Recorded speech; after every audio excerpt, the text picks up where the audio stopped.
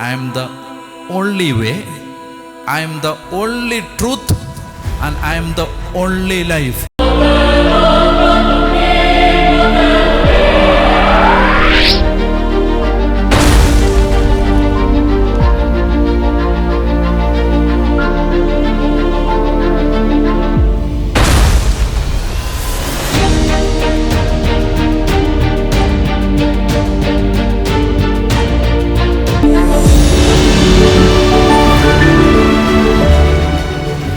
പിതാവിൻ്റെയും പുത്രൻ്റെയും പരിശുദ്ധ റൂഹായുടെയും തിരുനാമത്തിൽ ആമേൻ. ഈശോയിൽ ഏറ്റവും സ്നേഹമുള്ള സഹോദരങ്ങളെ, നമ്മൾ ഒരിക്കൽ കൂടി ദൈവവചനം പഠിക്കാൻ ദൈവം നമുക്ക് അവസരം തരികയാണ്. വലിയ ദൈവത്തിൻ്റെ കരുണ വെളിപ്പെടുന്ന സമയമാണ്. കർത്താവിൻ്റെ വചനത്തെ നാം ശ്രദ്ധിക്കുന്ന സമയം. നമ്മൾ സുവിശേഷങ്ങളിലെ ഏറ്റവും ആഴമുള്ള ഒരു സുവിശേഷത്തിൻ്റെ പഠന പ്രക്രിയയിൽ പ്രവേശിച്ചിരിക്കുകയാണ്. കർത്താവ് വലിയ അനുഗ്രഹമാണ് നമുക്ക് നൽകുന്നത്. അവധാനതയോടെ ഏകാഗ്രതയോടെ ഈ വചനം പഠിക്കാനായിട്ട് നമുക്ക് പരിശ്രമിക്കാം. നമ്മളെല്ലാവരും തന്നെ കർത്താവിൻ്റെ ശക്തമായ വചനത്തിൻ്റെ വലിയ ഇടപെടലുകൾ അറിഞ്ഞിട്ടുള്ളവരാണ്. അതുകൊണ്ട് ഈ വചന പഠനത്തിലൂടെ ദൈവം നിങ്ങൾ ഓരോരുത്തരെയും അനുഗ്രഹിക്കും എന്ന് എനിക്ക് വിശ്വാസവും പ്രത്യാശയുമുണ്ട്. നമ്മുടെ ജീവിതത്തിൽ നമുക്ക് വലിയ ദൈവശക്തി തരുന്ന സുവിശേഷമാണ് യോഹന്നാൻ എന്ന് ഞാൻ ഓർമ്മിപ്പിച്ചു. ആ ശക്തമായ വെളിപ്പെടുത്തലുകൾ, ദൈവത്തെക്കുറിച്ചുള്ള വലിയ ആഴമുള്ള വെളിപ്പെടുത്തലുകൾ ലഭിക്കുന്നത് കൊണ്ടാണ് യോഹന്നാൻ്റെ സുവിശേഷം നമുക്ക് വലിയ ശക്തിയായിട്ട് മാറുന്നതെന്ന് ഞാൻ പറഞ്ഞത്. നമ്മൾ കണ്ടുകൊണ്ടിരിക്കുന്നത് യോഹന്നാൻ്റെ സുവിശേഷത്തിൻ്റെ മുഖവുരയാണ്. 1-ാം അധ്യായത്തിൻ്റെ 1 മുതൽ 18 വരെ വാക്യങ്ങളാണ് ഈ സുവിശേഷത്തിൻ്റെ ആമുഖം, പ്രലോഗ്. അതിലെ 13 തിരുവചനങ്ങളാണ് നാം വായിച്ചത്. ഇന്ന് നാം 14 മുതലുള്ള വാക്യങ്ങൾ വായിക്കാനായിട്ട് പരിശ്രമിക്കുകയാണ്. നമുക്കൊരു 1-2 എപ്പിസോഡുകൾ ഈ 14 മുതൽ 18 വരെ വാക്യങ്ങൾ വ്യാഖ്യാനിക്കാനായിട്ട് ആവശ്യം ആകും എന്ന് തോന്നുന്നു. നമുക്ക് സാവധാനം നമ്മുടെ ഈ ഒരു ആത്മീയ പ്രക്രിയയിലേക്ക് പ്രവേശിക്കാം. പരിശുദ്ധ അമ്മയുടെ മാധ്യസ്ഥ അപേക്ഷിക്കാം. നന്മ നിറഞ്ഞ മറിയമേ സ്വസ്തി, കർത്താവ് അങ്ങയുടെ കൂടെ സ്ത്രീകളിൽ അങ്ങ് അനുഗ്രഹിക്കപ്പെട്ടവളാവുന്നു. അങ്ങയുടെ ഉദരഫലമായ ഈശോ അനുഗ്രഹിക്കപ്പെട്ടവനാവുന്നു. പരിശുദ്ധ മറിയമേ തമ്പുരാൻ്റെ അമ്മേ, പാപികളാ ഞങ്ങൾക്ക് വേണ്ടി ഇപ്പോഴും എപ്പോഴും ഞങ്ങളുടെ മരണസമയത്തും തമ്പുരാനോട് അപേക്ഷിച്ചു കൊള്ളണമേ. ആമേൻ. പിതാവിനും പുത്രനും പരിശുദ്ധാത്മാവിനും സ്തുതി, ആദ്യം മുതൽ എന്നേക്കും. ആമേൻ. സ്നേഹമുള്ളവരെ, നമ്മൾ യോഹന്നാൻ്റെ സുവിശേഷത്തിൻ്റെ 1-ാം അധ്യായത്തിൻ്റെ 14-ാമത്തെ തിരുവചനം വായിക്കുകയാണ്. യോഹന്നാൻ്റെ സുവിശേഷത്തിൻ്റെ 1-ാം അധ്യായത്തിൻ്റെ 14-ാമത്തെ തിരുവചനം വായിക്കുകയാണ്. വചനം മാംസമായി നമ്മുടെ ഇടയിൽ വസിച്ചു, അവൻ്റെ മഹത്വം നമ്മൾ ദർശിച്ചു, കൃപയും സത്യവും നിറഞ്ഞതും പിതാവിൻ്റെ ഏകജാതൻ്റേതുമായ മഹത്വം. നമുക്കിന്ന് ഒരു സെക്കൻഡ് ഒന്ന് മനസ്സിൽ ഈ വചനം നിങ്ങളൊന്ന് ശ്രദ്ധയോടെ വായിക്കുക. വളരെ പ്രധാനപ്പെട്ട വാക്യമാണിത്. അതൊന്ന് വളരെ ശ്രദ്ധയോടെ നിങ്ങളുടെ മനസ്സിൽ ഏകാഗ്രതയോടെ വായിക്കാം. വചനം മാംസമായി നമ്മുടെ ഇടയിൽ വസിച്ചു, അവൻ്റെ മഹത്വം നമ്മൾ ദർശിച്ചു, കൃപയും സത്യവും നിറഞ്ഞതും പിതാവിൻ്റെ ഏകജാതൻ്റേതുമായ മഹത്വം. അപ്പോൾ വചനത്തെക്കുറിച്ച് 5 കാര്യങ്ങൾ ഞാൻ പറഞ്ഞിരുന്നു.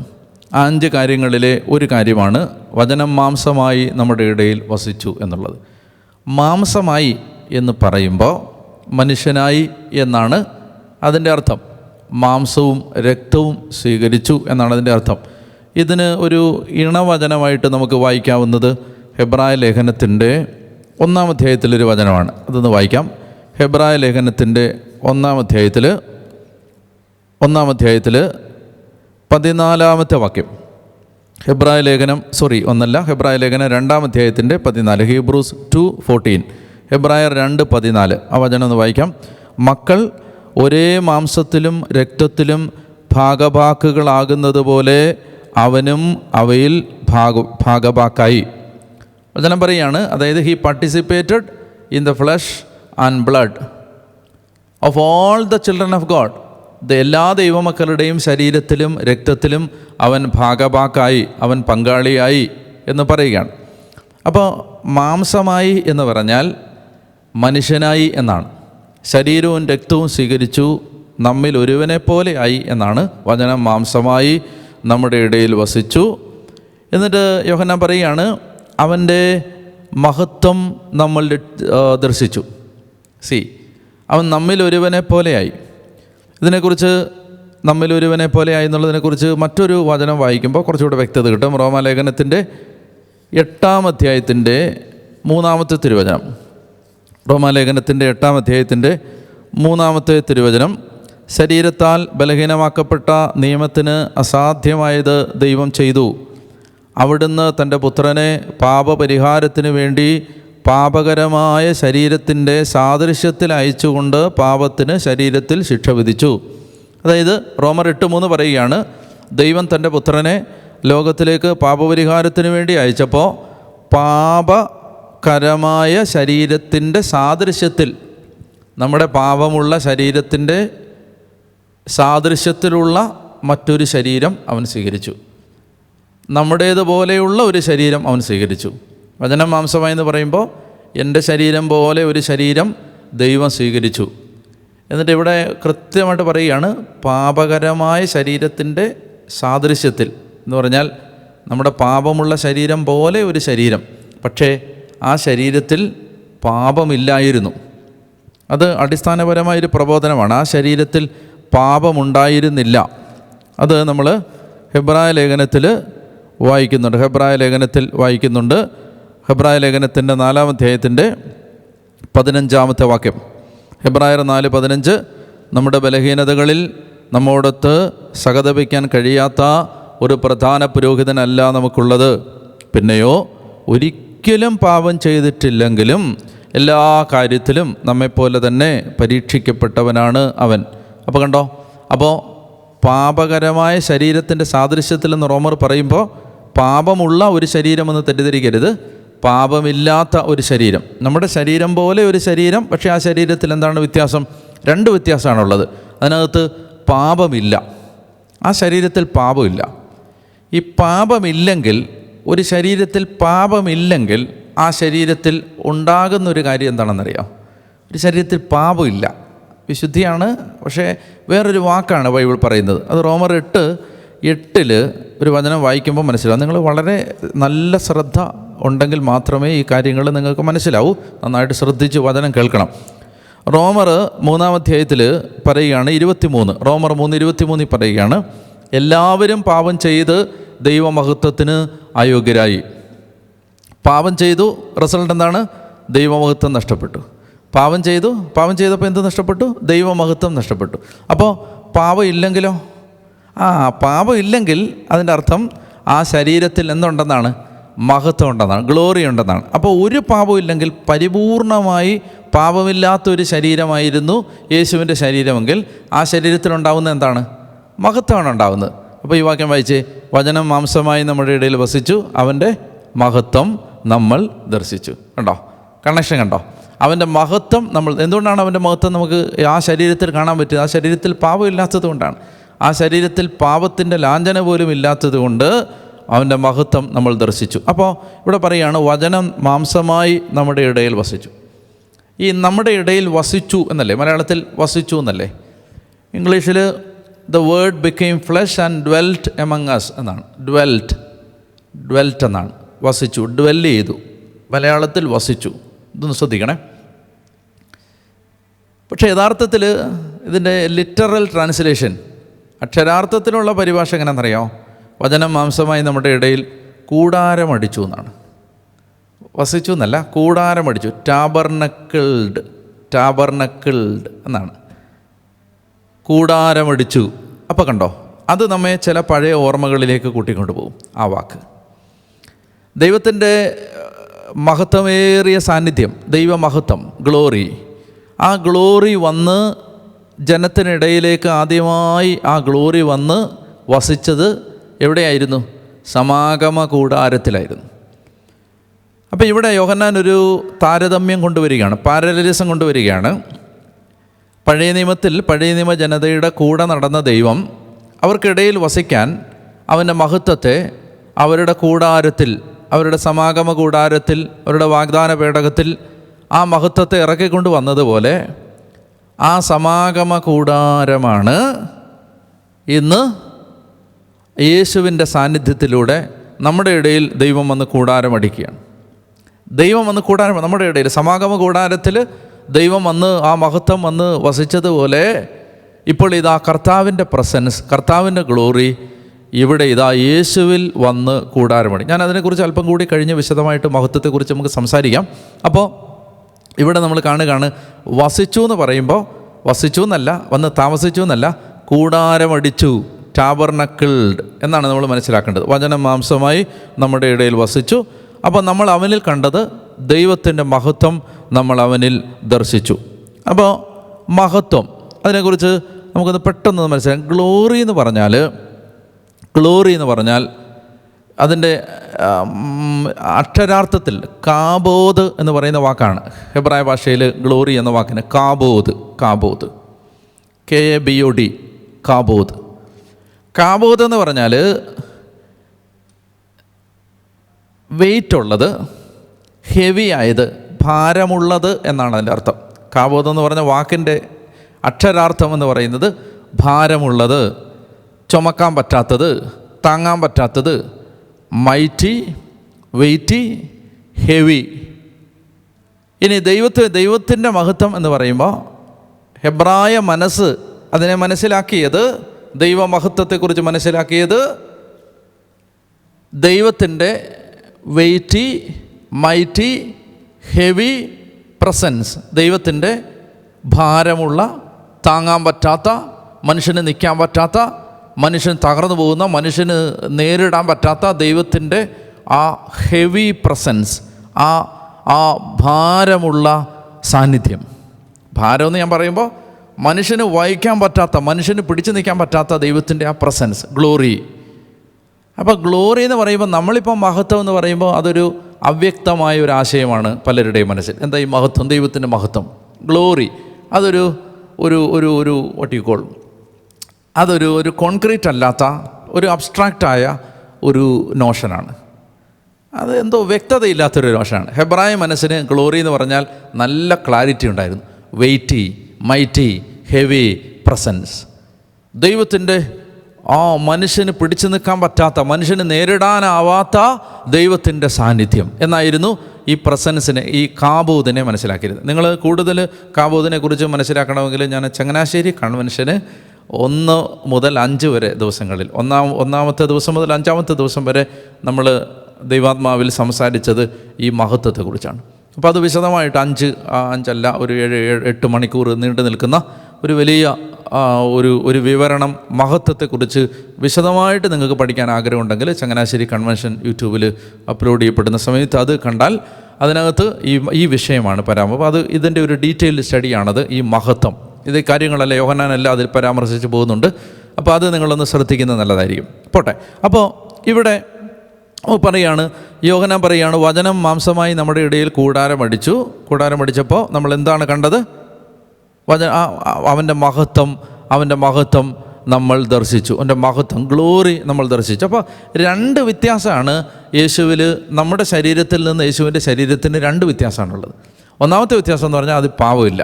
രണ്ടാമത്തേത് അതിലൊത്തിരി മഹത്വമുണ്ട്. അത് ഗ്ലോറിയസ് ബോഡിയാണ്. ഗ്ലോറിയസ് എന്ന് പറയുമ്പോൾ അതിൽ മഹത്വം നിറഞ്ഞു നിൽക്കുന്ന ഒരു ശരീരമായിരുന്നു യേശുവിൻ്റെ ശരീരം. അതുകൊണ്ട് അവൻ്റെ തേജസ്, അവനെ കണ്ടവരൊക്കെ താവൂർമലയിലൊക്കെ രൂപാന്തരപ്പെട്ടതിന് ശേഷം യേശു ഇറങ്ങി വരുമ്പോൾ എല്ലാവരും അവനെ കണ്ട് അത്ഭുതപ്പെട്ടു എന്നൊരു വചനമാണ് അവിടെ എഴുതിയിരിക്കുന്നത്. അത്ഭുതപ്പെട്ടു. കാരണം അവൻ്റെ മുഖത്ത് നോക്കാൻ പറ്റാത്തതുപോലെ, മോശ മലമുകളിൽ നിന്ന് ഇറങ്ങി വന്നപ്പോൾ മോശയുടെ മുഖത്ത് നോക്കാൻ ജനത്തിന് സാധിക്കാതിരുന്നതുപോലെ ഒരു ശരിക്കും പറഞ്ഞാൽ മനുഷ്യന് നോക്കാൻ പറ്റാത്ത പ്രസൻസാണ്. അപ്പോൾ ഞാൻ പറഞ്ഞു വരുന്നത്, അവൻ്റെ മഹത്വം നമ്മൾ ദർശിച്ചു. അപ്പോൾ എന്താണ് മഹത്വം? Mighty, weighty, heavy presence of God. ദൈവത്തിൻ്റെ മനുഷ്യന് വഹിക്കാൻ പറ്റാത്ത ഒരു സാന്നിധ്യത്തിൻ്റെ പേരാണ് ദൈവത്തിൻ്റെ പരിശുദ്ധി, ദൈവത്തിൻ്റെ ശക്തി, ദൈവത്തിൻ്റെ മഹത്വം. അതിങ്ങനെ വന്ന് നിറയുന്നതിൻ്റെ പേരാണ് ഈ ഗ്ലോറി എന്ന് പറയുന്നത്. ഇനി glory is the perceptible manifestation of his awesome presence. Glory is the perceptible manifestation. നമുക്ക് കാണാൻ പറ്റുന്ന മാനിഫെസ്റ്റേഷൻ, കാണാൻ പറ്റുന്ന ഒരു വെളിപ്പെടുത്തൽ. എന്തിൻ്റെ? ദൈവത്തിൻ്റെ ഓസം പ്രസൻസ്, കർത്താവിൻ്റെ അത്ഭുത പരതന്ത്രരാക്കുന്ന മഹാസാന്നിധ്യത്തിൻ്റെ നമുക്ക് ദർശിക്കാനാവുന്ന ഒരു വെളിപ്പെടുത്തലാണ് ഗ്ലോറി എന്ന് പറയുന്നത്. ഇപ്പോൾ ഇത് ഉദാഹരണം പറഞ്ഞാൽ ദൈവത്തിൻ്റെ മഹത്വം ഇപ്പോൾ ഇവിടെ ഇറങ്ങി വന്നാൽ നമുക്കത് കാണാൻ പറ്റും, കേൾക്കാൻ പറ്റും. പെന്തക്കുസ്ത തിരുനാളിൽ സെഹിയോൻ മാളികയിൽ പരിശുദ്ധാത്മാവ് ഇറങ്ങി വന്നതുപോലെയുള്ള ആ ഗ്ലോറിയസ് പ്രസൻസാണത്, ആ ദൈവത്തിൻ്റെ മഹത്വമാർന്ന സാന്നിധ്യം. അപ്പോൾ ഇവിടെ പറയുകയാണ്, വചനം മാംസമായി നമ്മുടെ ഇടയിൽ വസിച്ചു, അവൻ്റെ മഹത്വം നമ്മൾ ദർശിച്ചു, കൃപയും സത്യവും നിറഞ്ഞതും പിതാവിൻ്റെ ഏകജാതൻ്റെതുമായ മഹത്വം. അപ്പോൾ മഹത്വത്തെക്കുറിച്ച് പെട്ടെന്ന് നമ്മളിന്ന് മനസ്സിലാക്കാനായിട്ട് പോവുകയാണ്. പുറപ്പാട് പുസ്തകത്തിൻ്റെ 24:17 വേഗം നമ്മൾ എല്ലാം വിശദീകരിക്കാൻ സമയമില്ല. അപ്പോൾ പെട്ടെന്നൊന്ന് മനസ്സിലാക്കുകയാണ്. പുറപ്പാട് പുസ്തകത്തിൻ്റെ 24:17, എക്സഡസ് 24:17, പുറപ്പാട് 24:17 ഇങ്ങനെയാണ്: മലമുകളിൽ കർത്താവിൻ്റെ മഹത്വം ദഹിപ്പിക്കുന്ന അഗ്നിക്ക് തുല്യം ഇസ്രായേൽ മക്കൾക്ക് കാണപ്പെട്ടു. പുറപ്പാട് 24:17, മലമുകളിൽ കർത്താവിൻ്റെ മഹത്വം ദഹിപ്പിക്കുന്ന അഗ്നിക്ക് തുല്യം ഇസ്രായേൽ മക്കൾക്ക് കാണപ്പെട്ടു. ഇനി പുറപ്പാട് 40:34-35, കർത്താവിൻ്റെ അപ്പോൾ ഒരു മേഘം സമാഗമ കൂടാരത്തെ ആവരണം ചെയ്തു. കർത്താവിൻ്റെ മഹത്വം കൂടാരത്തിൽ നിറഞ്ഞു നിന്നു. മോശയ്ക്ക് സമാഗമ കൂടാരത്തിൽ പ്രവേശിക്കാൻ കഴിഞ്ഞില്ല, കാരണം മേഘം അതിനെ ആവരണം ചെയ്തിരുന്നു. കേട്ടോ, പുറപ്പാട് 40:34 പറയുകയാണ്, അപ്പോൾ ഒരു മേഘം സമാഗമ കൂടാരത്തെ ആവരണം ചെയ്തു, കർത്താവിൻ്റെ മഹത്വം കൂടാരത്തിൽ നിറഞ്ഞു നിന്നു. കണ്ടോ, കൂടാരത്തിൽ നിറഞ്ഞു നിന്നതുപോലെ ഇപ്പോൾ ആ മഹത്വം നമ്മുടെ ഇടയിൽ കൂടാരമടിച്ചിരിക്കുന്നു. ആ കൂടാരത്തിൽ, ആ യേശുവിൻ്റെ ശരീരമാകുന്ന ആ കൂടാരത്തിൽ ദൈവത്തിൻ്റെ മഹത്വം നിറഞ്ഞു നിൽക്കുകയാണ്. ഇനി ഒരു വചനം കൂടെ ഒരു സാമ്പിളിന് വായിക്കുകയാണ്. ഒന്ന് രാജാക്കന്മാർ 8:11, 1 രാജാക്കന്മാർ 8:11, ഈ മഹത്വത്തെക്കുറിച്ച് ജസ്റ്റ് ഒരു റെഫറൻസ്. 1 രാജാക്കന്മാർ 8:11, 10:11. പുരോഹിതന്മാർ വിശുദ്ധ സ്ഥലത്ത് നിന്ന് പുറത്തിറങ്ങിയപ്പോൾ ഒരു മേഘം കർത്താവിൻ്റെ ആലയത്തിൽ നിറഞ്ഞു. മേഘം കാരണം പുരോഹിതന്മാർക്ക് അവിടെ നിന്ന് ശുശ്രൂഷ ചെയ്യാൻ സാധിച്ചില്ല. കർത്താവിൻ്റെ തേജസ് എന്ന് പറഞ്ഞാൽ കർത്താവിൻ്റെ മഹത്വം ആലയത്തിൽ നിറഞ്ഞു നിന്നിരുന്നു. കർത്താവിൻ്റെ മഹത്വം ആലയത്തിൽ, ദേവാലയത്തിൽ നിറഞ്ഞു നിന്നിരുന്നു. അതായത് ഈ യേശുവിൻ്റെ മഹത്വം. ഇനി ഒരു പ്രശ്നമുണ്ട് ഇവിടെ. എന്താണെന്നറിയാം, ഈ മഹത്വം എപ്പോഴെല്ലാം ഇറങ്ങി വന്നിട്ടുണ്ടോ അപ്പോഴെല്ലാം മനുഷ്യന് അവിടെ പിന്നെ നിൽക്കാൻ പറ്റത്തില്ല. മഹത്വം ഇറങ്ങി വന്നു കഴിഞ്ഞാൽ മനുഷ്യന് അതിന് മുമ്പിൽ നിൽക്കാൻ പറ്റത്തില്ല. മോശ യഥാർത്ഥത്തിൽ 40 ദിവസം ഈ മഹത്വത്തിൻ്റെ ആവരണത്തിനകത്ത് നിന്നിട്ട് പുറത്തിറങ്ങി താഴേക്ക് വന്നപ്പോൾ ഇസ്രായേൽക്കാരെന്താ പറഞ്ഞേ? അതായത് ഇസ്രായേൽക്കാർക്ക് അവൻ്റെ മുഖത്തെ തേജസ് കാരണം അവൻ്റെ മുഖത്ത് നോക്കാൻ പറ്റാതിരുന്നപ്പോൾ മോശ ഒരു ആവരണം കൊണ്ട് മുഖം മൂടി. അപ്പോൾ ഈ യേശുവിൽ ഈ മഹത്വം ഇറങ്ങി നിന്നാൽ എന്താ പ്രശ്നം? ഒരു പ്രശ്നമുണ്ട് ഇവിടെ. മനുഷ്യനെ അടുത്ത് ചെല്ലാൻ പറ്റത്തില്ല. പക്ഷേ ഏറ്റവും കൊടും പാപികൾ പോലും യേശുവിൻ്റെ അടുത്തേക്ക് ഓടിയാണെന്ന് നമ്മൾ കാണുന്നു. ഇപ്പോൾ ഒരു കാര്യം നമ്മൾ മനസ്സിലാക്കേണ്ടത്, ഈ മഹത്വത്തെ പഴയ നിയമത്തിൽ ജനത ഭയപ്പെട്ട, ജനത ഞെട്ടിവിറച്ച, പർവ്വതങ്ങൾ വിറകൊണ്ട ഈ മഹത്വത്തെ കർത്താവായ യേശുവിൻ്റെ ശരീരത്തിലേക്ക് സമ്മാനിച്ചപ്പോൾ ആ മഹത്വം യഥാർത്ഥത്തിൽ പഴയ നിയമത്തിൽ വെളിപ്പെട്ടതുപോലല്ല യേശുവിൻ്റെ ശരീരത്തിൽ വെളിപ്പെട്ടത്. ആ മഹത്വത്തെ കർത്താവ് ഹൈഡ് ചെയ്തിട്ട് യേശുവിൽ അതായത് എന്താണെന്നറിയാം, യേശുവിൽ അത് പുറത്ത് വന്നത് യഥാർത്ഥത്തിൽ സൗന്ദര്യമായിട്ടാണ്, തേജസ്സായിട്ടാണ്. യേശുവിൽ പുറത്ത് വന്നത് ആ മഹത്വത്തിൻ്റെ ബാക്കി എല്ലാ പ്രത്യേകതകളും കർത്താവ് ഹൈഡ് ചെയ്തു. എന്ന് പറഞ്ഞാൽ ദൈവമൊത്ത് മനുഷ്യൻ നിൽക്കാൻ പറ്റാത്ത ആ കർത്താവിൻ്റെ ആ ഭയാനകമായ പ്രസൻസിൻ്റെ എല്ലാ കാര്യങ്ങളും തൻ്റെ ശരീരത്തിൽ മറച്ചു വെച്ചിട്ട് അത് പുറത്തു വന്നത്, ആ മഹത്വം പുറത്തു വന്നത് പല വിധത്തിലാണ്. ഒന്ന്, അനന്തമായ സൗന്ദര്യമായിട്ട്. ഈശോയ്ക്ക് ഒത്തിരി നല്ല സൗന്ദര്യം ഉണ്ടായിരുന്നു. കാരണം കർത്താവിൻ്റെ അടുത്ത് ആളുകൾ ഓടിക്കൂടുന്ന ഒരു വലിയ അഗാധമായ ഒരു ആഴമുള്ള നിഗൂഢമായൊരു വശ്യതയും സൗന്ദര്യവും യേശുവിനുണ്ടായിരുന്നു. ഒന്ന്. രണ്ടാമത്തേത് അനന്തമായ കരുണ. ഈ മഹത്വം പുറത്തു വന്നത് മനുഷ്യന് എന്താണോ ആവശ്യമായിരുന്നത് ആ രൂപത്തിലാണ്. അഗാധമായ പാപികളോട് കാണിച്ച അഗാധമായ കരുണ, അനന്തമായ വാത്സല്യം, സ്നേഹം. അതാണ് ശിഷ്യന്മാരൊക്കെ യഥാർത്ഥത്തിൽ തോമസ് ലീഗ പറയും, നമുക്ക് അവൻ്റെ കൂടെ പോയി മരിക്കാം എന്നൊക്കെ പറയുന്ന ലെവലിൽ ഒരു വലിയ ഒരു വാത്സല്യവും സ്നേഹവും ഓരോ ശിഷ്യനും തന്നെയാണ് ഈശോ ഏറ്റവും കൂടുതൽ സ്നേഹിച്ചിരുന്നത് എന്ന് തോന്നിപ്പിക്കുന്ന വിധത്തിലുള്ള അഗാധമായ ഒരു വശ്യത യേശുവിനുണ്ടായിരുന്നു. അപ്പോൾ ആ മഹത്വം പുറത്തു വന്നത് നമ്മൾ പഴയ നിയമത്തിൽ കാണുന്ന ഒരു വിധത്തിലല്ല എന്നുള്ളത് കൂടി ഈ സന്ദർഭത്തിൽ നമ്മളൊന്ന് മനസ്സിലാക്കിയിരിക്കേണ്ടതുണ്ട്. ഇനി പഴയ നിയമത്തിൽ ഞാൻ മഹത്വത്തെക്കുറിച്ച് എനിക്ക് ഡീറ്റെയിൽഡായിട്ട് ഇപ്പോൾ പറയാൻ എനിക്ക് ആവില്ല ഈ ഒരു ക്ലാസ്സിനകത്ത്. അതുകൊണ്ട് നിങ്ങൾ വിശദമായിട്ട് മഹത്വത്തെക്കുറിച്ച് അറിയാൻ ചങ്ങനാശ്ശേരി കൺവെൻഷൻ കാണുക. ഇനി അടുത്തത്, നമ്മൾ ഈ മഹത്വത്തെ സംബന്ധിച്ച് ഒരു സൂചന പഴയ നിയമത്തിൽ നിന്ന് പറഞ്ഞേ പറ്റൂ. എന്തെന്നറിയാം, ഇസ്രായേൽ ജനതയുടെ ഇടയിൽ സഞ്ചരിച്ച, ജീവിച്ച, ഇറങ്ങി നിന്ന ഈ മഹത്വം നമ്മൾ എസെക്കിയേലിലേക്ക് എത്തുമ്പോൾ അതിൻ്റെ 10-11 അധ്യായങ്ങൾ വായിക്കുന്ന സമയത്ത് നമ്മൾ കാണും ഈ മഹത്വം ജനത്തെ വിട്ടുപോയി. മഹത്വം ദേവാലയത്തെ വിട്ടുപോയി. ഉദാഹരണത്തിന് എസെക്കിയേൽ 10:18-19, എസെക്കിയേൽ 10:18-19, 11:22-23 വായിക്കുമ്പോൾ ദൈവമഹത്വം ഇസ്രായേലിനെ വിട്ടുപോകുന്നതായി നമ്മൾ വായിക്കുന്നുണ്ട്. ആ 2 വാക്യങ്ങൾ മാത്രം പെട്ടെന്ന് ഒന്ന് ഞാൻ വായിക്കുകയാണ്. എസെക്കിയേൽ പ്രവചനത്തിൻ്റെ 10-ാം അധ്യായത്തിൻ്റെ എസെക്കിയേൽ 10-ാം അധ്യായത്തിൻ്റെ 18-ഉം 19-ഉം വാക്യങ്ങൾ ഇങ്ങനെയാണ്. എസെക്കിയേൽ 10-ാം അധ്യായത്തിൻ്റെ 18-ഉം 19-ഉം വാക്യം: കർത്താവിൻ്റെ മഹത്വം ആലയത്തിൻ്റെ പടിവാതിക്കൽ നിന്ന് പുറപ്പെട്ട് കെരൂബുകളുടെ മീതെ നിന്നു.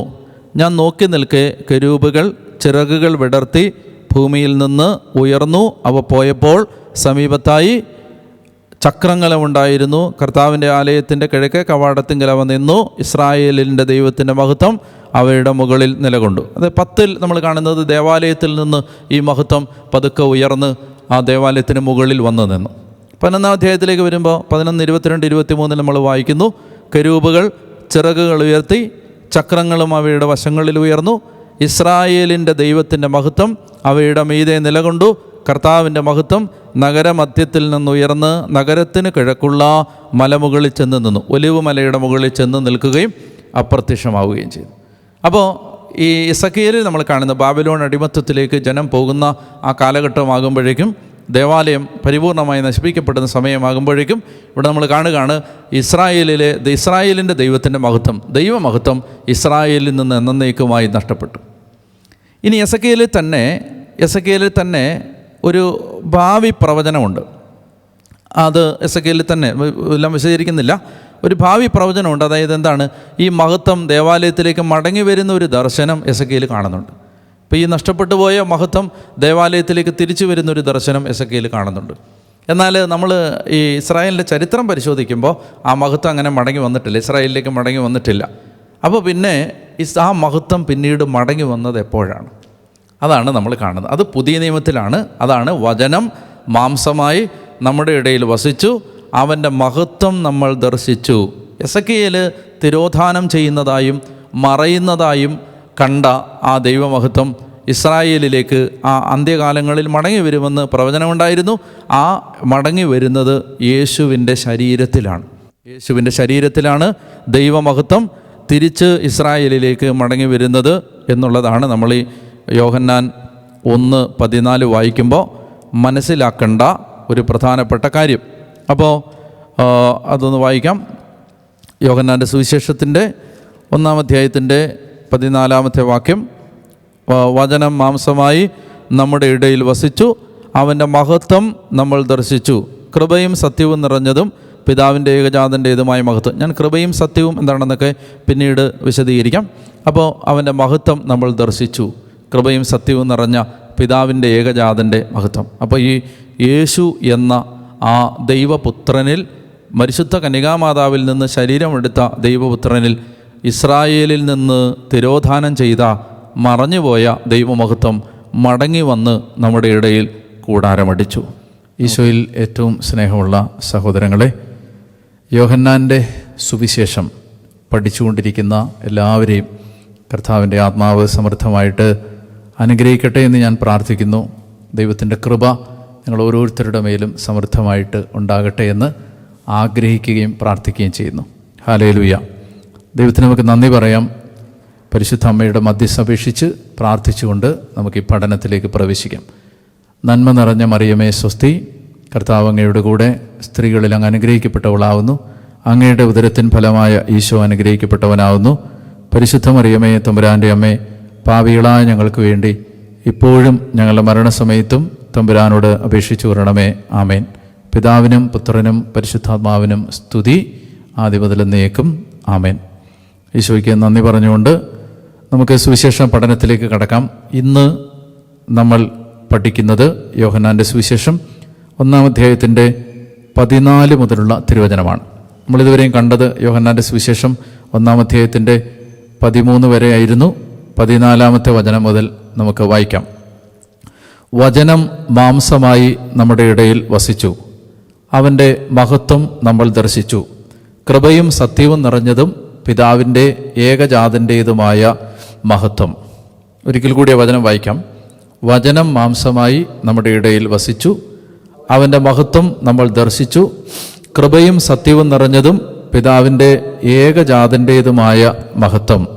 അപ്പോൾ ഇത്രയും നേരം വചനത്തെക്കുറിച്ച് യോഹന്നാൻ പഠിപ്പിച്ചിരുന്നതിൽ നിന്ന് ഒരു പടി മുന്നോട്ട് പോവുകയാണിനി.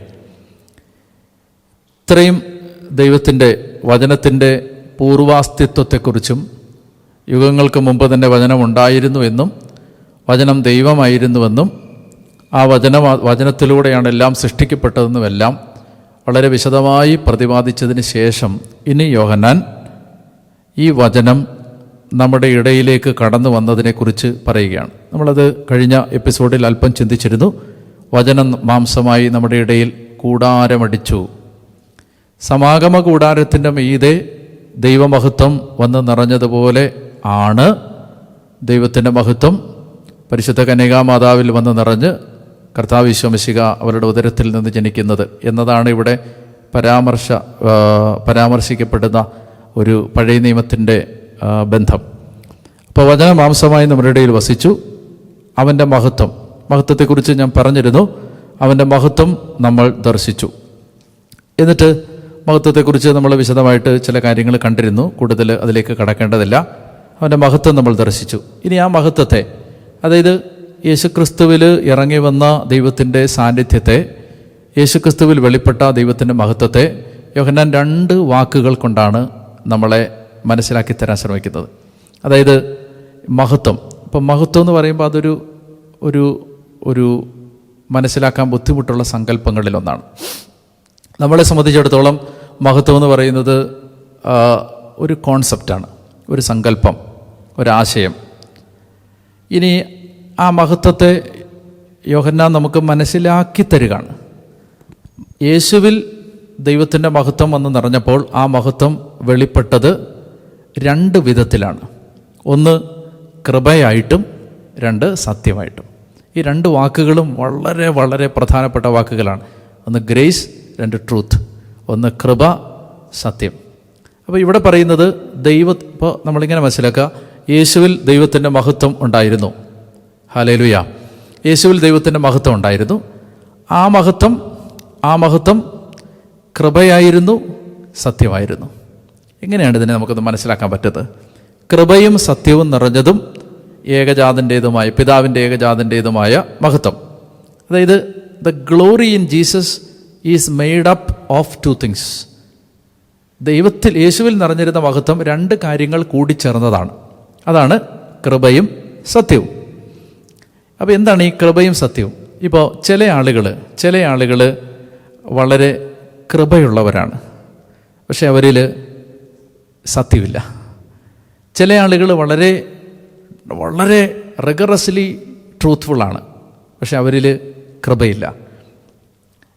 ഉദാഹരണം പറഞ്ഞാൽ, ഇപ്പോൾ ഈ സത്യമുണ്ടെന്ന് പറയുമ്പോൾ ചില ആളുകൾ വളരെ സ്ട്രിക്റ്റാണ്, ലീഗലിസ്റ്റിക്കാണ്, ഭയങ്കര അച്ചടക്കപ്രിയരാണ്, പെർഫെക്ഷനിസ്റ്റുകളാണ്, എല്ലാം ചിട്ടയായിട്ട് നടക്കണമെന്ന് ആഗ്രഹിക്കുന്നു. പക്ഷേ അങ്ങനെ നടക്കുന്നിടത്ത് നമ്മൾ കാണുന്നുണ്ട് സ്നേഹമില്ല, ഐക്യമില്ല, കൂട്ടായ്മയില്ല, നിർബന്ധത്തിന് പേരിൽ പലരും പലതും ചെയ്യുന്നു. മനസ്സിലായില്ലേ? സത്യമുണ്ട്. അവർ നിൽക്കുന്നതും നിലകൊള്ളുന്നതും സത്യത്തിന് വേണ്ടിയിട്ടാണ്. അവരുടെ തീരുമാനങ്ങൾ സത്യത്തിന് വേണ്ടിയിട്ടാണ്. പക്ഷേ അവരെ സംബന്ധിച്ചിടത്തോളം അതിനകത്ത് കൃപയില്ല. മനസ്സിലായി? നമ്മളതിനെ മനസ്സിലാക്കിയെടുക്കണം. കൃപയെന്ന് നമ്മൾ പരമ്പരാഗതമായിട്ട് ഉദ്ദേശിക്കുന്ന ഒരു അർത്ഥത്തിലല്ല ഇവിടെ ഉദ്ദേശിക്കുന്നത്. യേശുക്രിസ്തുവിൽ ദൈവത്തിൻ്റെ മഹത്വം വെളിപ്പെട്ടപ്പോൾ ദൈവം ആരാണ് എന്നുള്ള സത്യം വെളിപ്പെടുത്തി. പക്ഷെ വെളിപ്പെടുത്തിയത് കൃപയിലാണ് വെളിപ്പെടുത്തിയത്. ആ വെളിപ്പെടുത്തുന്നതിനകത്തൊരു കൃപ, അപ്പം ഗ്രേഷ്യസ് ആണ്. നമ്മൾ മനസ്സിലാക്കുന്നുണ്ടല്ലോ. അതായത് ഈശോ ഈ ലോകത്തിലേക്ക് വരുമ്പോൾ പാപികളെല്ലാം അവൻ്റെ ചുറ്റിനും കൂടുകയാണ്. പാപികൾക്കെല്ലാം അവനോട് വലിയ അടുപ്പം തോന്നുകയാണ്. എന്തുകൊണ്ടായിരിക്കും? ഒരു തരത്തിലും ഈശോ സത്യത്തെ കോംപ്രമൈസ് ചെയ്തിട്ടില്ല. ഞാൻ കുറച്ചുകൂടെ വിശദമായിട്ട് പറയാൻ ശ്രമിക്കാം. ഇപ്പോൾ ഈ ലോകം കണ്ടതിൽ വെച്ച് ഏറ്റവും റിഗറസായ, ഏറ്റവും പെർഫെക്റ്റായ ഒരു ജീവിത നിലവാരം പ്രസംഗിച്ചത് യേശുവാണ്.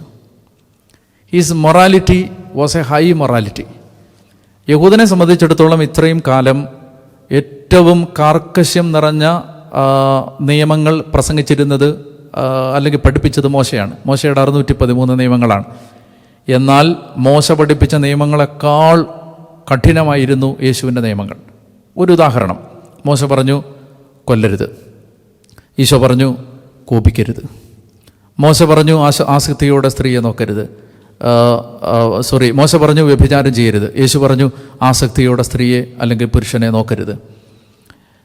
സഹോദരനെ ഭോഷ എന്ന് വിളിക്കരുത്, നരകാഗ്നിക്കരയെ എത്തിരും എന്ന് പറഞ്ഞാൽ ഒരു മനുഷ്യന്, ഒരു സമൂഹത്തിന് സങ്കല്പിക്കാനാവുന്നതിലും ഉയർന്ന ജീവിത നിലവാരം, മോറൽ സ്റ്റാൻഡേർഡ് പ്രസംഗിച്ച ആളാണ് യേശു. നമ്മൾ മനസ്സിലാക്കേണ്ട ഒന്നാമത്തെ കാര്യം അതാണ്. പക്ഷേ പ്രസംഗിക്കുക മാത്രമല്ല, രണ്ടാമത്തെ കാര്യം, യേശു അത് മുഴുവൻ അതുപോലെ ജീവിച്ചു. അപ്പം ഇതാണ് സത്യം. അതായത് സത്യത്തെ ഒരിക്കലും വെള്ളം ചേർത്തില്ല. ഒരു മനുഷ്യൻ ദൈവസന്നിധിയിലേക്ക് പ്രവേശിക്കണമെങ്കിൽ 100% വിശുദ്ധി വേണം എന്ന കാര്യത്തിൽ 1% പോലും വെള്ളം ചേർത്തില്ല. സത്യമാണത്, സത്യം, ട്രൂത്ത്. അതാണ് സത്യം. സത്യത്തിൽ മായം ചേർത്തില്ല. ഈ ആളുകളെല്ലാവരും കൂടെ നിൽക്കാൻ വേണ്ടി യേശു ഒരിക്കലും സത്യത്തിൽ മായം ചേർത്തില്ല. എന്നാൽ മൂന്നാമത്തെ ഒരു കാര്യം, ആദ്യത്തെ കാര്യം യേശു ഏറ്റവും ഉയർന്ന ജീവിത നിലവാരം പ്രസംഗിച്ചു. രണ്ടാമത്തേത് യേശു അതിനനുസരിച്ച് ജീവിച്ചു. നമ്മളൊന്ന് ആലോചിക്കേ, ഒരാൾ ഭയങ്കരമായ മൊറാലിറ്റി പ്രസംഗിക്കുകയും ഒരാൾ അത്രയും പരിശുദ്ധനായിട്ട് ജീവിക്കുകയും ചെയ്താൽ പാപമുള്ള ആരെങ്കിലും അവൻ്റെ അടുത്ത് വരുമെന്ന് നിങ്ങൾ വിചാരിക്കുന്നുണ്ടോ?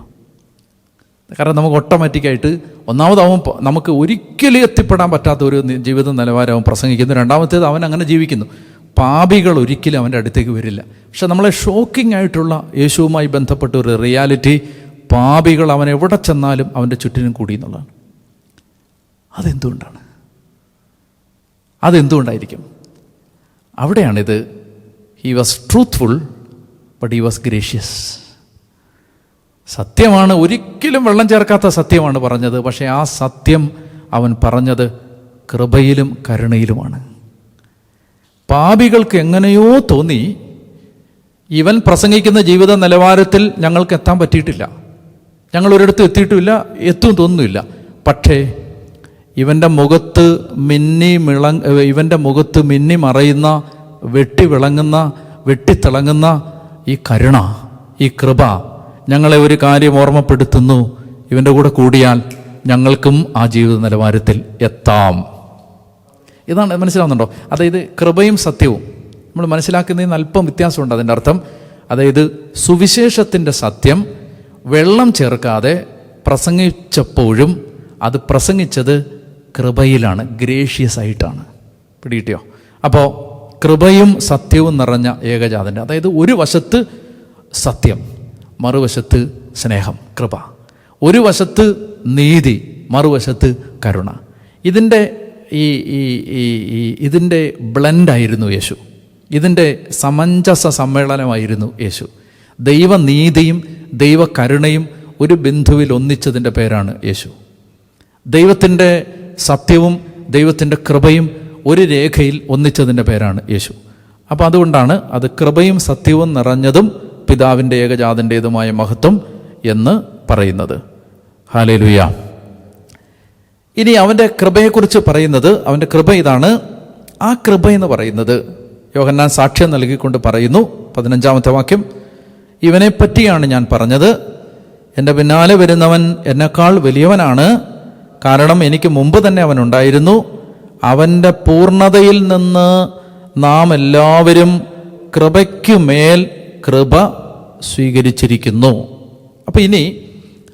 അപ്പോൾ ഇവിടെ പറഞ്ഞല്ലോ, വചനം മാംസമായി നമ്മുടെ ഇടയിൽ വസിച്ചു, അവൻ്റെ മഹത്വം നമ്മൾ ദർശിച്ചു, കൃപയും സത്യവും നിറഞ്ഞതും പിതാവിൻ്റെ ഏകജാതൻ്റേതുമായ മഹത്വം. ഇത് പറഞ്ഞു മഹത്വത്തെ വ്യാഖ്യാനിച്ചു, കൃപയും സത്യവും നിറഞ്ഞത്.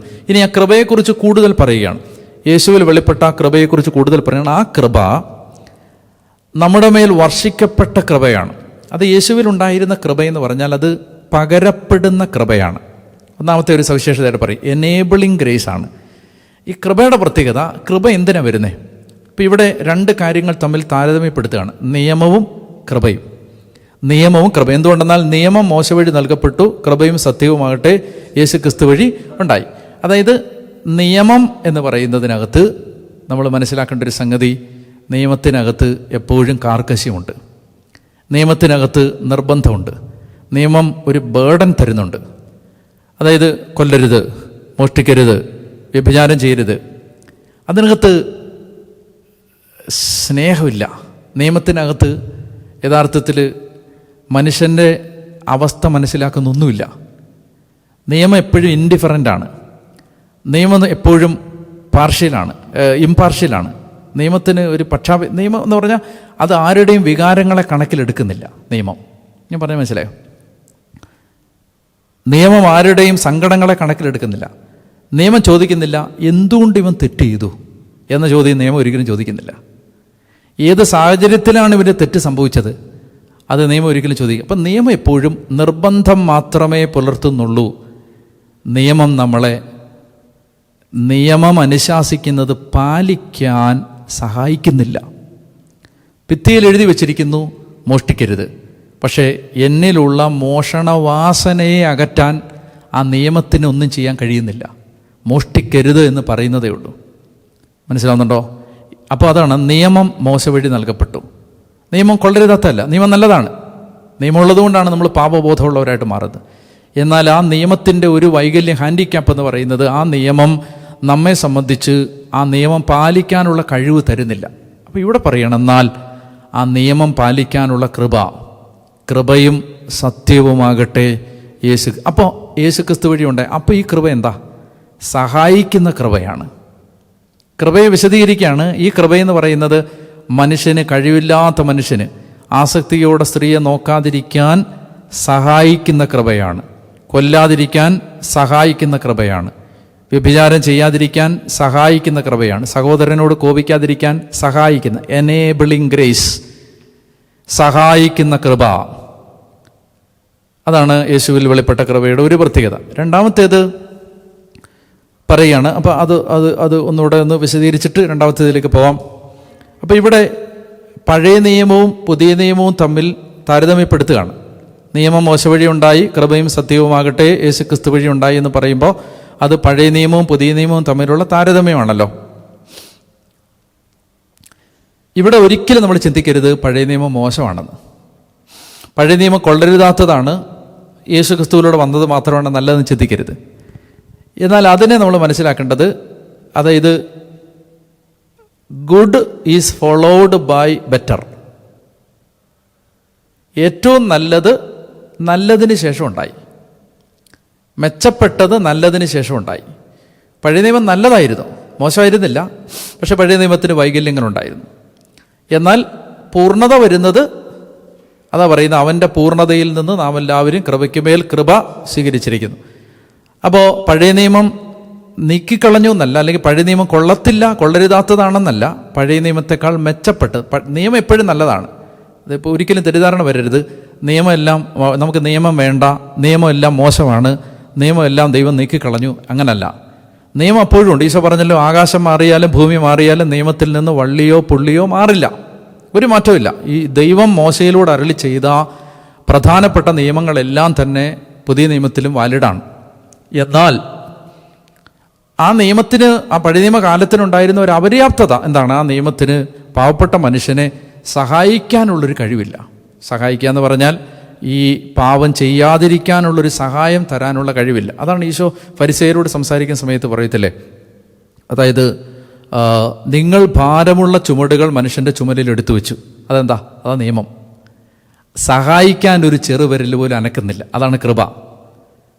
മനസ്സിലായില്ലേ? അതാ പറയുന്നത്. അപ്പോൾ നിയമം നല്ലതാണ്. ഭാരമുള്ള ചുമട് ഇത് മോശം ഉണ്ടാക്കിയതല്ല, ദൈവം വെളിപ്പെടുത്തി തന്നെ. ദൈവത്തിന് സമീപിക്കാൻ നിയമത്തിൻ്റെ പൂർണ്ണത തന്നെ വേണം. പക്ഷേ അതിനൊരു അപര്യാപ്തതയുണ്ട്, അതിന് നമ്മളെ സഹായിക്കാൻ കഴിവില്ല. അപ്പോൾ അതുകൊണ്ട് എന്ത് ചെയ്തു? അത് നമ്മളെ സഹായിക്കുന്ന കൃപയാണ് എന്ന് പറയുന്നു. ഇനി മറ്റൊരു വാക്ക് ഇവിടെ നമ്മൾ വിശദീകരണം ആവശ്യമുള്ളത്, അവൻ്റെ പൂർണ്ണതയിൽ നിന്ന് നാം എല്ലാവരും കൃപയ്ക്കുമേൽ കൃപ, ഗ്രേസ് അപ്പോൺ ഗ്രേസ്. അതെന്താ? കൃപയ്ക്ക് മേൽ കൃപ. അതൊന്ന് മനസ്സിലാക്കിയിട്ടുണ്ട്. ഞാനത് മനസ്സിലാക്കാൻ ഒരു ചെറിയ ഉദാഹരണം പറയാം. അതായത് ഇപ്പോൾ ഞാൻ പാല് വാങ്ങിക്കുമ്പോൾ പാല് അടുത്ത വീട്ടിൽ നിന്ന് പാല് വാങ്ങുന്നു. അപ്പോൾ അടുത്ത വീട്ടിലെ നമ്മുടെ അയൽക്കാരൻ്റെ മകൻ പാലുമായിട്ട് വരുന്നു. അപ്പോൾ അവൻ ഇന്ന് കൊണ്ടുവന്നൊരു കുപ്പി പാല് തന്നു. ഞാനെടുത്ത് ഉപയോഗിച്ചു, കുപ്പി കഴുകി, കുപ്പി ഞാൻ വീടിൻ്റെ പുറത്ത് വെച്ചു. രണ്ടാമത്തെ ദിവസം അവൻ എന്ത് ചെയ്യുന്നു? പാല് നിറച്ച മറ്റൊരു കുപ്പിയായിട്ട് വരുന്നു. അതിവിടെ വെക്കുന്നു, ഒഴിഞ്ഞ കുപ്പി എടുത്തുകൊണ്ട് പോകുന്നു. അപ്പോൾ ഒഴിഞ്ഞത് കൊടുക്കുമ്പോൾ നിറഞ്ഞത് കിട്ടുന്നു. ഇതാണ് ഞാൻ പാല് വാങ്ങിക്കുന്നതിന് ബന്ധപ്പെട്ട ഒരു ഉപമ. ഒഴിഞ്ഞത് കൊടുക്കുമ്പോൾ നിറഞ്ഞത് കിട്ടുന്നു. കൃപയ്ക്ക് മേൽ കൃപ എന്ന് പറയുന്നത് ഈ കൃപ എക്സോസ്റ്റഡ് ആവുമ്പോൾ അവൻ തന്നുകൊണ്ടേയിരിക്കും. പിടിയിട്ടിയല്ലോ. കൃപയ്ക്ക് മേൽ കൃപയെന്ന് പറഞ്ഞാൽ കൃപ നഷ്ടപ്പെടുമ്പോൾ കൃപ തന്നു. അപ്പോൾ ഈ ഗ്രേസിൻ്റെ പ്രത്യേകത ഇതിങ്ങനെ കണ്ടിന്യൂസ് ആയിട്ട് ഫ്ലോ ചെയ്യുന്നൊരു ഗ്രേസാണ്. ഇത് ഒരിക്കൽ മാത്രം നൽകപ്പെടുന്നൊരു കൃപയല്ല. എപ്പോഴും ഈ കൃപ തന്നുകൊണ്ടേയിരിക്കുന്നു. ദൈവം തരാൻ ദൈവം ആഗ്രഹിക്കുന്നു. ദൈവം നമുക്ക് തരുമെന്ന് വാഗ്ദാനം ചെയ്തിരിക്കുന്നു. അവൻ്റെ പൂർണ്ണതയിൽ നിന്ന് നാം എല്ലാവരും കൃപയ്ക്കുമേൽ കൃപ സ്വീകരിച്ചുകൊണ്ടേയിരിക്കുകയാണ്. അപ്പോൾ അതാണ് മനസ്സിലായല്ലോ. രണ്ട് കാര്യങ്ങൾ മനസ്സിലായി. ഒന്ന്, ഇത് നമ്മളെ സഹായിക്കുന്ന കൃപയാണ്. രണ്ട്, ഇത് അനസ്യൂതമായി നമ്മിലേക്ക് ഒഴുകുന്ന കൃപയാണ്. തീരുമ്പോൾ നിറച്ചു തരുന്ന കൃപയാണ്. അതാണ് ഈ കൃപയ്ക്കുമേൽ കൃപ എന്നതിൻ്റെ ഏറ്റവും പ്രായോഗികമായ അർത്ഥം. അവൻ്റെ പൂർണ്ണതയിൽ നിന്ന് നാം എല്ലാവരും കൃപയ്ക്കുമേൽ കൃപ സ്വീകരിച്ചിരിക്കുന്നു. വായിക്കാം. എന്തുകൊണ്ടെന്നാൽ നിയമം മോശ വഴി നൽകപ്പെട്ടു, കൃപയും സത്യവുമാകട്ടെ യേശു ക്രിസ്തു വഴി ഉണ്ടായി. യേശു ക്രിസ്തു വഴി ഉണ്ടായി, കൃപയും സത്യവുമാകട്ടെ. അപ്പോൾ കണ്ടോ, വീണ്ടും ആ വാക്ക് ആവർത്തിക്കുന്നുണ്ട്, കൃപയും സത്യവും. അപ്പോൾ വചനം മാംസമായി നമ്മുടെ ഇടയിൽ വസിച്ചു, അവൻ്റെ മഹത്വം നമ്മൾ ദർശിച്ചു. കൃപയും സത്യവും നിറഞ്ഞ പിതാവിൻ്റെ ആ കൃപയെയും സത്യത്തെയും കുറച്ചുകൂടെ വിശദീകരിച്ചാണ് തുടർന്ന് വന്ന 15, 16, 17, 18 വാക്യങ്ങൾ, 17 വാക്യങ്ങൾ. ഇനി ഈ കൃപയുടെ മറ്റൊരു പ്രത്യേകതയാണ്, ഈ കൃപ ദൈവത്തെ വെളിപ്പെടുത്തുന്ന കൃപയാണ്. അതാണ് 18ാമത്തെ വാക്യം. ദൈവത്തെ ആരും ഒരിക്കലും കണ്ടിട്ടില്ല, പിതാവുമായി ഗാഢബന്ധം പുലർത്തുന്ന ദൈവം തന്നെയായ ഏകജാതനാണ് അവിടുത്തെ വെളിപ്പെടുത്തിയത്. ഇത് നമ്മൾ മനസ്സിലാക്കണം. അതായത് യേശുക്രിസ്തുവിൽ ദൈവത്തിൻ്റെ മഹത്വം വെളിപ്പെട്ടു, കൃപയും സത്യവും നിറഞ്ഞതാണ്. ആ കൃപ സഹായിക്കുന്ന കൃപയാണ്, ഒഴുകി വരുന്ന നഷ്ടപ്പെടും തോറും നമ്മളെ നിറയ്ക്കുന്ന കൃപയാണ്. മൂന്നാമത്തേത്, ആ കൃപയാണ് ദൈവത്തെ വെളിപ്പെടുത്തി തന്നത്. യേശുവാണ് ദൈവത്തെ വെളിപ്പെടുത്തിയത്. അതായത് ദൈവം തന്നെയായ ഏകജാതനാണ് അവിടുത്തെ വെളിപ്പെടുത്തിയത്. നമ്മൾ ക്രിസ്ത്യാനികളെന്ന നിലയിലും മനസ്സിലാക്കേണ്ട ഒരു കാര്യം എന്തെന്നറിയോ? വെളിപാടിൻ്റെ പൂർണ്ണതയാണ് യേശുവിൽ നൽകപ്പെട്ടിരിക്കുന്നത്. നമുക്കൊന്നിനും പുറത്തോട്ട് പോകേണ്ട ആവശ്യമില്ല. അതായത് നമ്മുടെ മുഴുവൻ ശ്രദ്ധയും യേശുക്രിസ്തുവിലൂടെ വെളിപ്പെടുത്തപ്പെട്ട ദൈവത്തെക്കുറിച്ച് മാത്രമായാൽ മതി. ഞാൻ പറയുന്നത് ഒന്നും പഠിക്കേണ്ട, ഒന്നും അറിയണ്ടെന്നല്ല. പക്ഷേ ഈ ക്രിസ്ത്യാനിറ്റിയിൽ എന്തോ ഒരു കുറവുണ്ട് എന്ന വിധത്തിൽ മറ്റ് മതങ്ങളിലേക്കോ മറ്റാശയങ്ങളിലേക്കോ പോകുന്നവരെ കാണുമ്പോൾ സങ്കടമുണ്ട്. കാരണം എന്താ വെച്ചാൽ ഇതിനകത്ത് പൂർണ്ണതയാണ്, അവൻ്റെ പൂർണ്ണതയെന്നാണ് പറയുന്നത്. അവൻ പൂർണ്ണതയിൽ ദൈവത്തെക്കുറിച്ച് ഒരു മനുഷ്യന് ഈ ആയുസ്സിൽ അറിയേണ്ടതെല്ലാം യേശു വെളിപ്പെടുത്തിയിട്ടുണ്ട്. അപ്പോൾ നമ്മൾ ഈ മറ്റൊന്നിലേക്കും മറ്റൊരാശയത്തിലേക്കും മറ്റൊരു തത്വസംഹിതയിലേക്കും തിരിയേണ്ട ആവശ്യമില്ല. പൂർണ്ണമായും യേശു വെളിപ്പെടുത്തി. അത് ആ വെളിപ്പെടുത്തുന്ന കൃപയായിരുന്നു യേശുവിൻ്റെ. അതുകൊണ്ട് ഈ ദൈവത്തെ അറിയാൻ ആഗ്രഹിക്കുന്നവർ യേശുവിനെ അറിയുക എന്നുള്ളതാണ്. അതാ പറഞ്ഞത്, ഏക സത്യദൈവമായ അങ്ങയെയും അവിടുന്ന് അയച്ച ഏകജാതന യേശുവിനെയും അറിയുക എന്നുള്ളതാണ് നിത്യജീവൻ. പിന്നെ വേറൊരിടത്ത് പറയുന്നുണ്ട്, പിതാവിനെ ആരും കണ്ടിട്ടില്ല, ഫിലിപ്പോസേ എന്നെ കാണുന്നവൻ പിതാവിനെ കാണും, ഞാൻ വഴിയും സത്യവും ജീവനുമാണ്. അതായത് ഈ ദൈവത്തിലേക്കുള്ള ഏക വഴി യേശു മാത്രമാണ്. ദൈവത്തെക്കുറിച്ച് എന്തെങ്കിലും മനസ്സിലാക്കണമോ, അതിനൊരു പ്രവാചകൻ നമുക്ക് പറഞ്ഞു തരേണ്ട ആവശ്യമില്ല. ഇനി ദൈവത്തെക്കുറിച്ച് ഇനി എന്തെങ്കിലും മനസ്സിലാക്കണോ, അതിന് ഇനി ഒരു പുതിയ ഗ്രന്ഥത്തിൻ്റെ ആവശ്യമില്ല. ദൈവത്തെക്കുറിച്ച് എന്തെങ്കിലും മനസ്സിലാക്കണമോ, അതിന് നമുക്ക് ഈ കാലഘട്ടത്തിൽ AD ആദ്യ നൂറ്റാണ്ടിൽ തന്നെ ദൈവം തൻ്റെ പുത്രനിലൂടെ എല്ലാം വെളിപ്പെടുത്തി തന്നിട്ടുണ്ട്. അപ്പോൾ അതുകൊണ്ട് നമുക്ക് ഈ ഒരു സെൽഫ് സാറ്റിസ്ഫാക്ഷനും ഒരു സെൽഫ് റിലയൻസും ഈ കാര്യത്തിൽ വേണം. അതായത് വെളിപാടിൻ്റെ പൂർണ്ണത യേശുവിലുണ്ട് എന്ന സത്യം പലപ്പോഴും ക്രിസ്ത്യാനികൾ സമ്മതിക്കാൻ തയ്യാറല്ല. എന്തോ ഒരു കുറവുള്ളത് പോലെയാണ് നമുക്ക് തോന്നുന്നത്.